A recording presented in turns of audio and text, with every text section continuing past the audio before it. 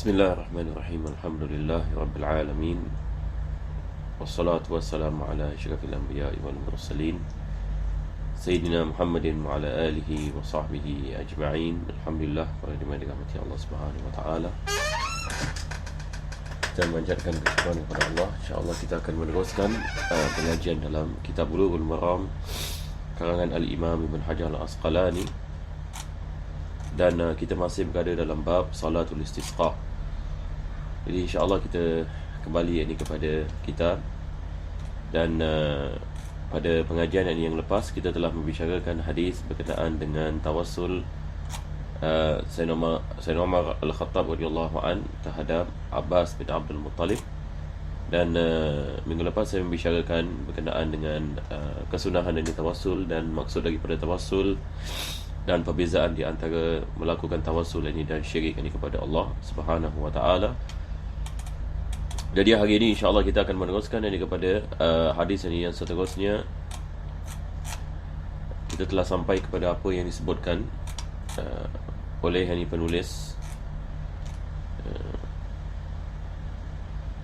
Beliau mengatakan bismillah. Wa an Anas radhiyallahu anhu qala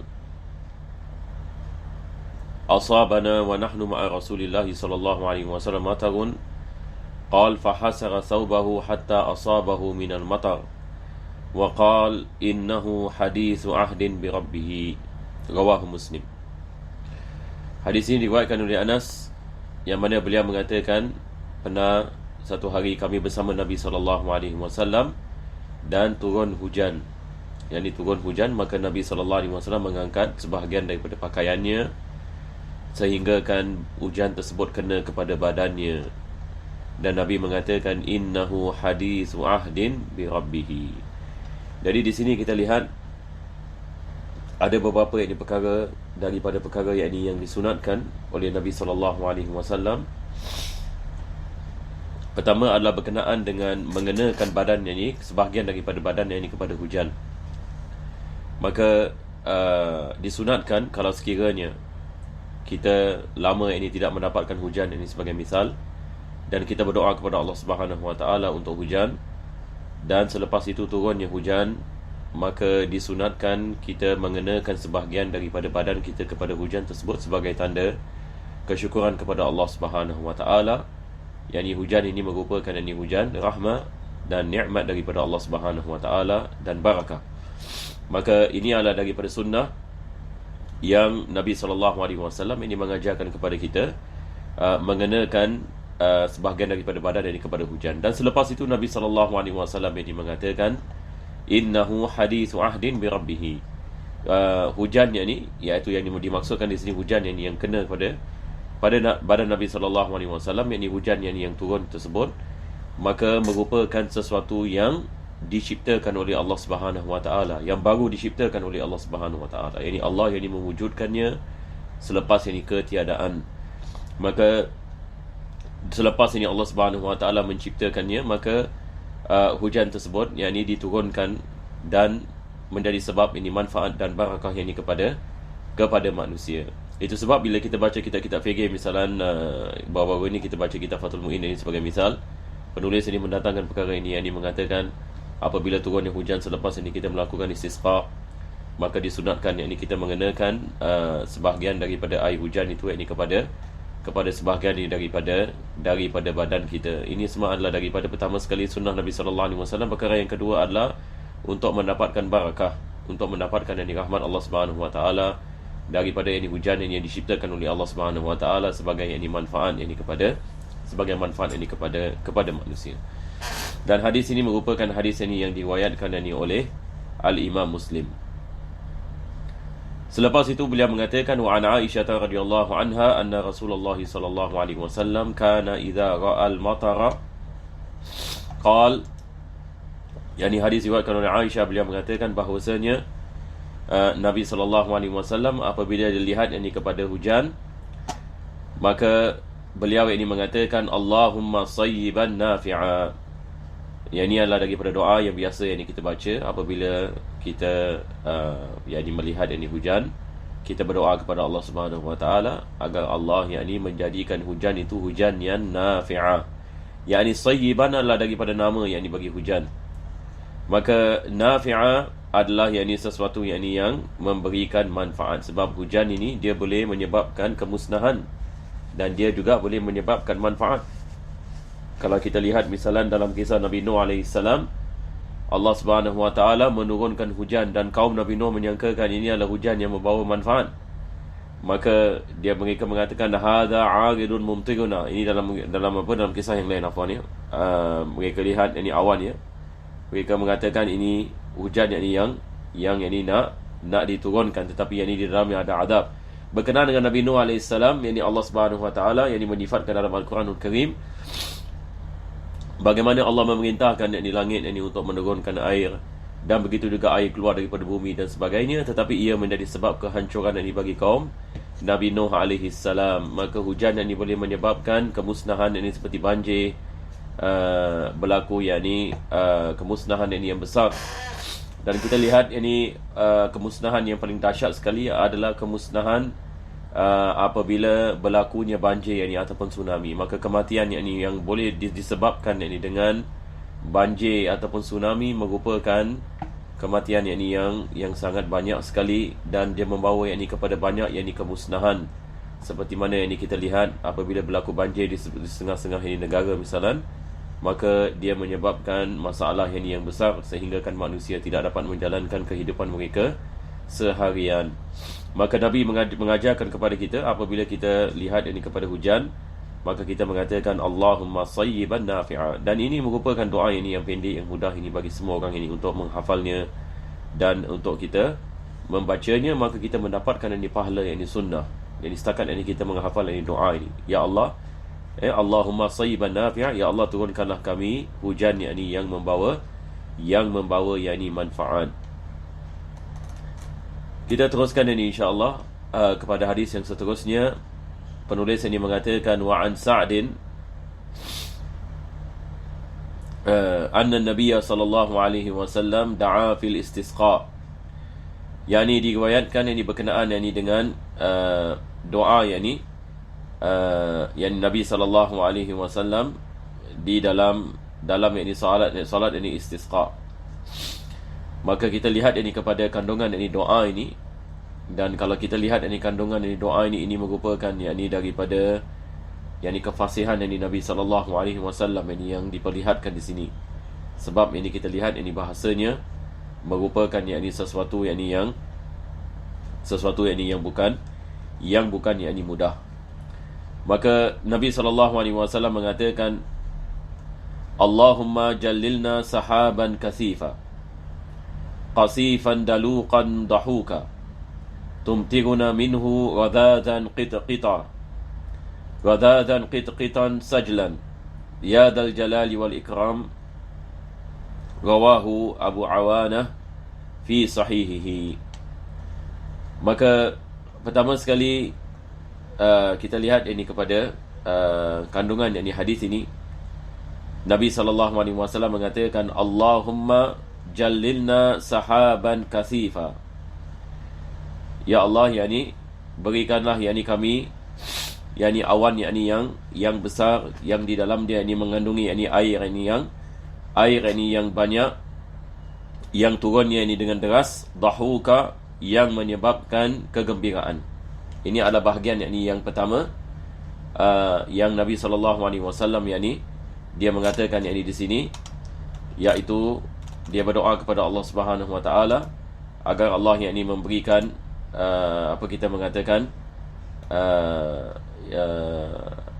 yakni hujan yakni yang merangkumi yakni bumi yakni itu dengan yakni awan yakni hujan daripada awan yakni yang besar, yang banyak, dan air yakni yang memberikan yakni manfaat, yang menyebabkan yakni kegembiraan. Maka ini adalah bahagian yakni yang pertama. Jadi kita lihat daripada apa yang disebutkan sebelum ini, juga yakni daripada yakni maknanya, iaitu mendatangkan yakni air ini ataupun hujan ini yang manfaat.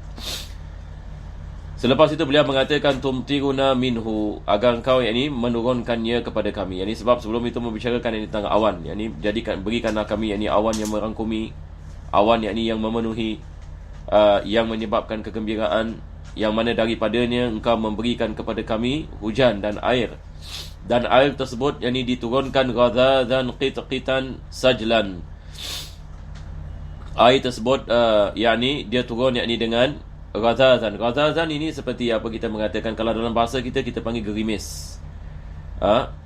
Qitqitan adalah lebih kecil daripada gerimis. Jadi hujan yakni yang merupakan bukan yakni hujan yakni yang terlalu lebat, tetapi yakni hujan yakni yang merupakan yakni hujan yakni yang gerimis. Dan biasanya kita lihat hujan-hujan yakni seperti ini dia membawa yakni kepada kegembiraan, yakni disebabkan apa kita mengatakan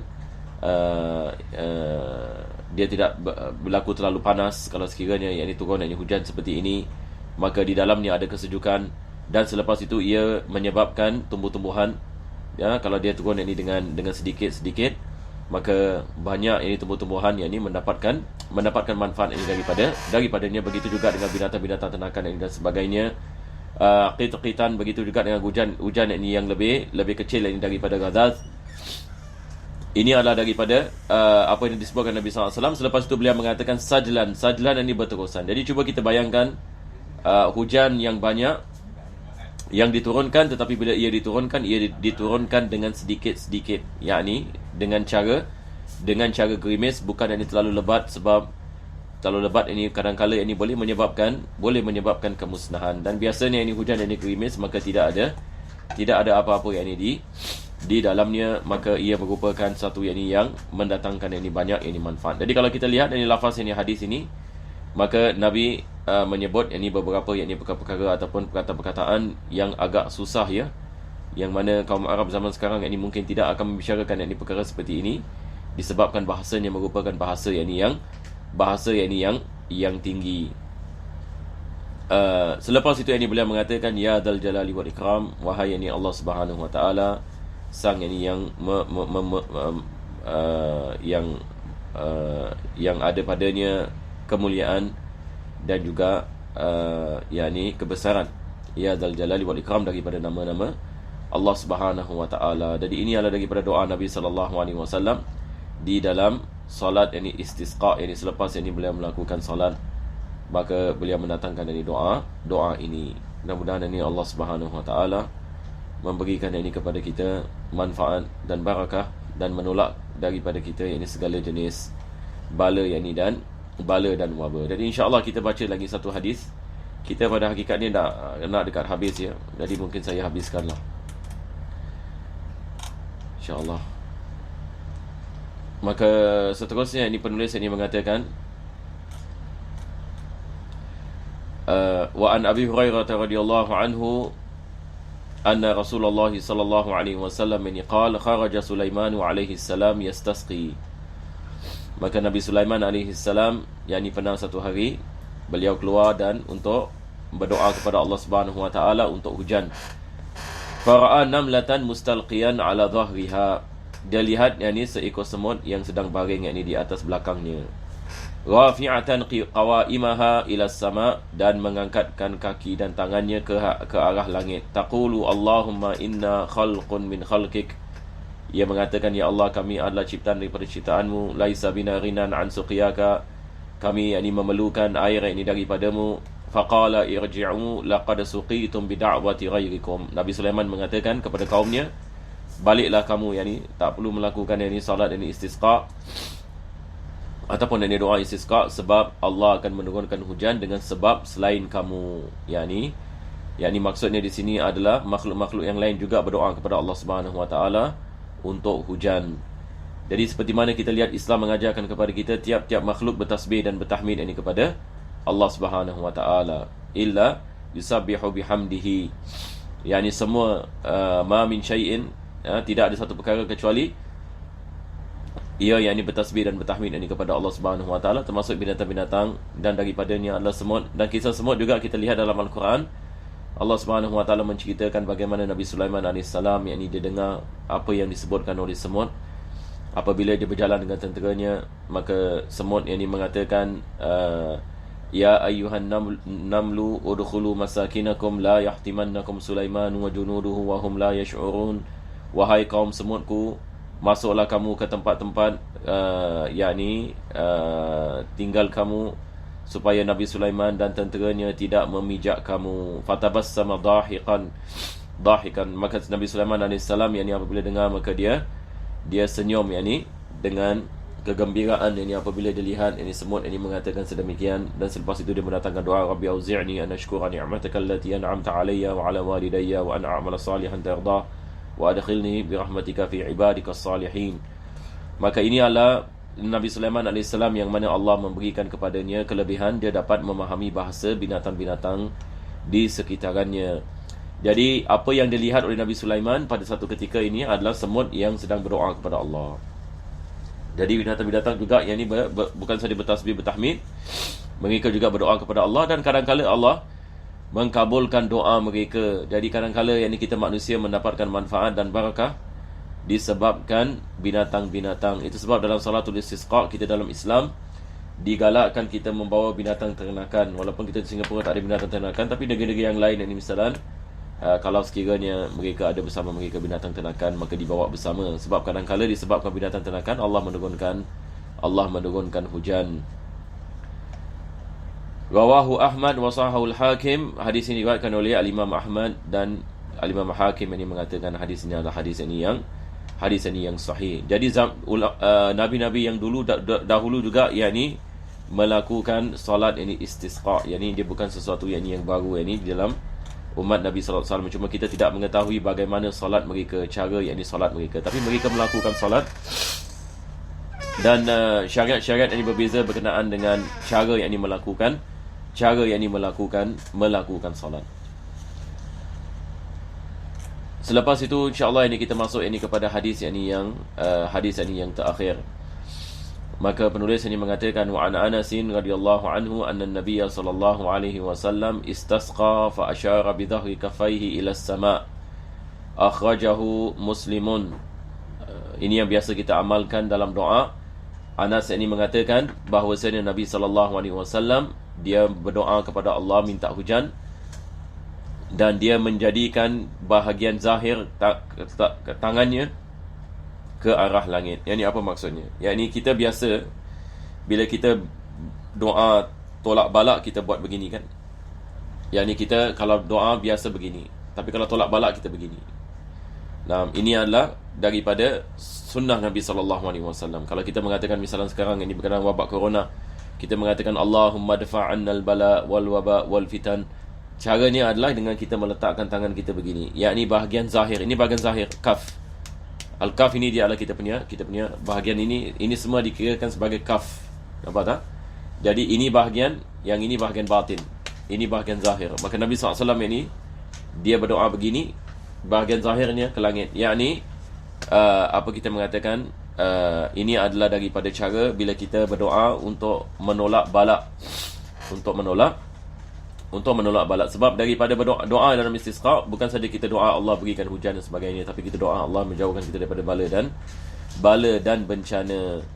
Jadi kita lihat berkenaan dengan menghadap ke langit, ini bukan maksudnya Allah di langit, seperti mana kaum ini mujassimah, mereka mengatakan sedemikian.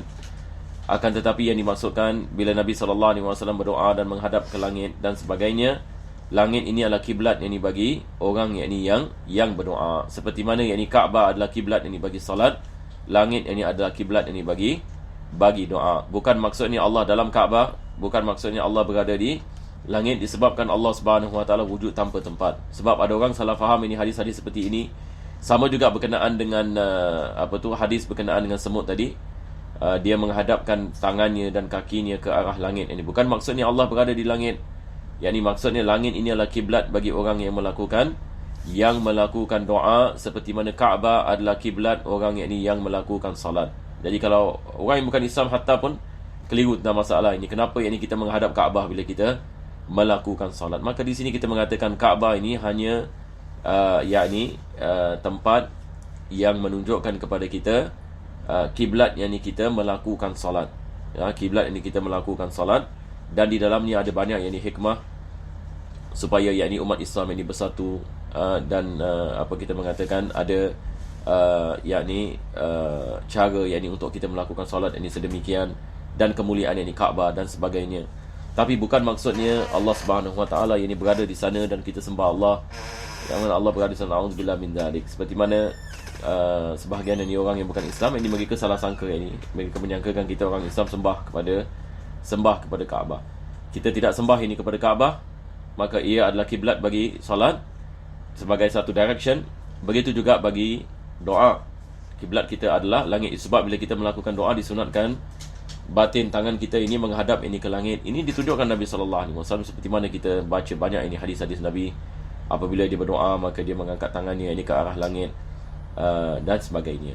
Jadi langit ini adalah kiblat bagi doa, seperti mana Kaabah adalah kiblat bagi salat. Jadi ini juga kita harus memahami dengan baik dan jangan kita salah faham. InsyaAllah minggu depan kita akan masuk bab yang seterusnya, iaitu babul libas. Bab ini berkenaan dengan pakaian. Mudah-mudahan Allah memberikan kepada kita taufik dan hidayah. Alhamdulillahirabbil alamin. Allahumma salli wa sallim ala sayyidina Muhammad wa ala ali sayyidina Muhammad. Rabbana atina fid dunya hasanah wa fil akhirati hasanah wa qina adzabannar. Sallallahu alaihi wasallam. Alhamdulillahirabbil alamin.